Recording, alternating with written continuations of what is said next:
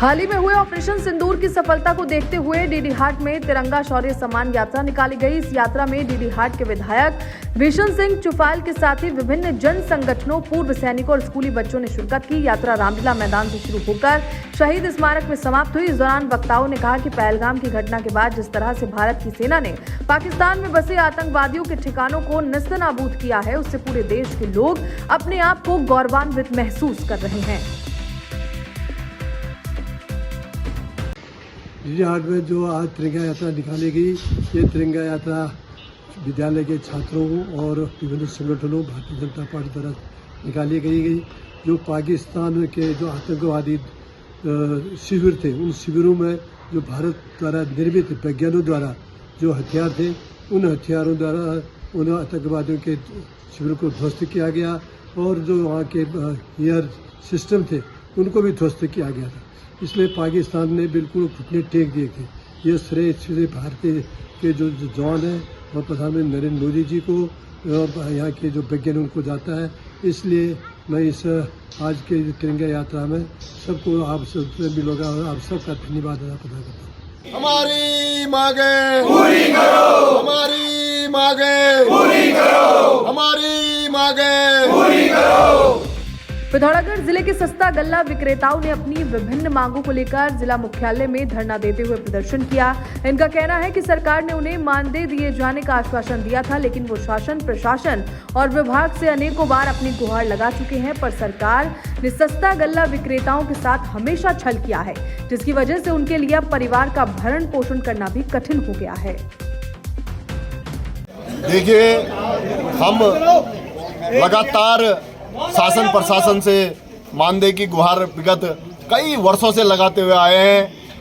हमेशा हमारे साथ छल किया जाता है कि नहीं, तुम्हारे लिए मानदेय की कमेटी गठित कर दी गई है, तुम्हारे लिए ये कर दिया गया है। हमारे पूर्व के लंबित बिल, चाहे वो कोरोना काल के हों, सरकारी स्कूलों में मध्याह्न भोजन के हों, आंगनबाड़ी केंद्र में आंगनबाड़ी का राशन हो, हमारे विक्रेताओं के द्वारा लगातार अपनी जेब से धन देकर उस काम को किया जा रहा है, लेकिन वर्तमान समय तक भी सरकार द्वारा हमारे देयकों का भुगतान नहीं किया गया है। इसके अलावा अभी भारत सरकार के द्वारा एक नई ई-पॉस मशीन हम विक्रेताओं की दुकानों में लगाई जा रही है।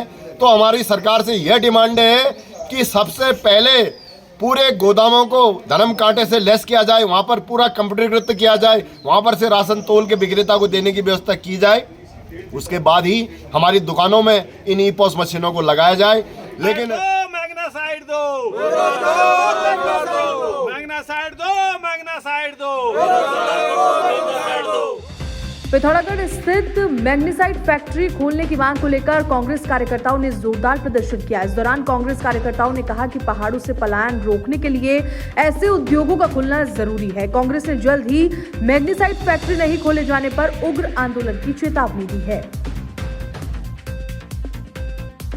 साइड की फैक्ट्री है, कांग्रेस के लोग हमने यहाँ पर प्रदर्शन किया। इससे पहले भी हमने किया, मुख्यमंत्री को एक मांग पत्र हमने भेजा था कि आप जब भी उत्तराखंड में इन्वेस्टर समिट करें तो उसमें पिथौरागढ़ की इस मैग्नेसाइट फैक्ट्री को भी रखें। लेकिन वर्तमान समय में भी आज ये पलायन रोकने की बात करते हैं, हमारे पहाड़ में एक भी उद्योग नहीं चल रहे हैं और सब बंद पड़े हुए हैं। इसलिए हमारी ये मांग है, चाहे पिथौरागढ़ हो, बागेश्वर हो, चंपावत हो, पहाड़ों के क्षेत्रों में भी ऐसे उद्योग लगने चाहिए, ये सुचारू रूप से चलना चाहिए।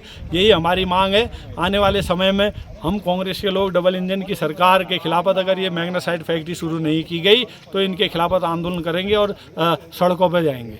पूर्व सैनिक संगठन ने आज कारगिल शहीद कुंडल सिंह बेलाल को उनकी 26वीं पुण्यतिथि में उनके घर जाकर श्रद्धांजलि अर्पित की। इस मौके पर संगठन द्वारा 2 मिनट का मौन रखा गया और नवीन गुररानी द्वारा कारगिल युद्ध की जानकारी दी गई और माता जी को शॉल उड़ाकर सम्मानित भी किया गया।